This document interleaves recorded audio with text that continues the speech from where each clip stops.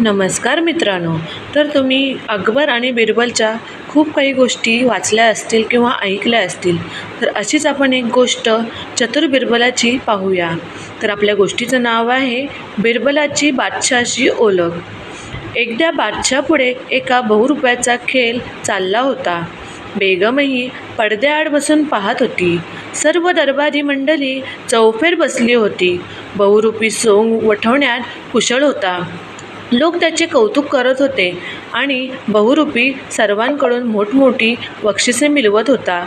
बहुरूप्याने एका नंदी बैलाचे सोंग आणले. ते इतके उत्कृष्ट वठवले की पाहणारी सारी मंडळी त्याच्यावर फार खुश झाली. बादशाह तर त्याच्यावर फारच खुश झाला. त्यावेळी त्याला मिळालेला बक्षिसांचा मोठा ढीग आपल्या शिंगाने रेटत तो बहुरूपी आपला सोंग घेण्याच्या खोलीकडे जाऊ लागला. इतक्यात एका 10-12 वर्षाच्या मुलाने त्या नंदी बैलाच्या अंगावर एक लहानसा खडा फेकला. तोच त्या बहुरूप्याने आपले अंग हुबेहूब बैलासारखे थरथरवले.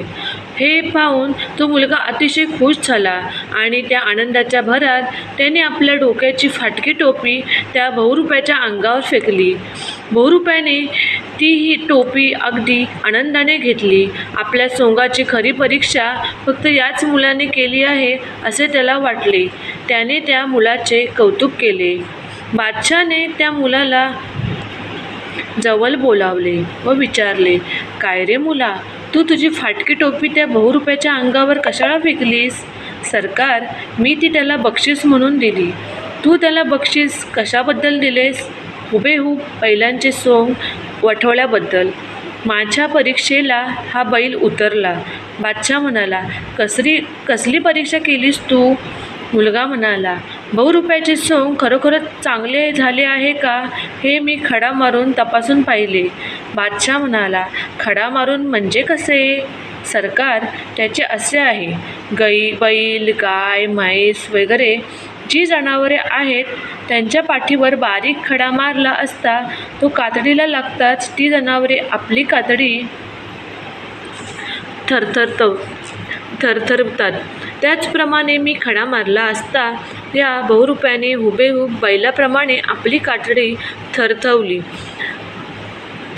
म्हणून त्याने बैलाचे सोंग हुबेहूब वठवले." त्या मुलाचे बोलणे बादशाहाला कौतुकास्पद वाटले. बादशाह म्हणाला, "अरे, पण तू त्या नंदी बैलाला ती तुझी फाटकी टोपी दिलीस." बादशाहाचा हा प्रश्न ऐकून मुलगा लगेच म्हणाला, "सरकार, माझ्याजवळ देण्यासारखी वस्तू होती ती मी त्याला बक्षीस दिली. पण खरे म्हटले तर बक्षीस काय मिळाले यापेक्षा बक्षीस का मिळाले यालाच जास्त किंमत आहे. गुणाबद्दल मिळालेली बक्षिसाची एक पैलाख मोलाची आहे आणि गुण न जाणता दिलेले लाख रुपये कवडीमोल आहेत."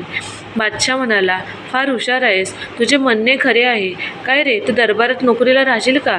तो चटकन म्हणाला, "मी अगदी आनंदाने राहीन दरबारात." बादशाहाने त्या लहानशा मुलाला आपल्या दरबारात ठेवून घेतले. हाच मुलगा हुशार, चतुर, हजरजबाबी म्हणून पुढे प्रसिद्धीस आला.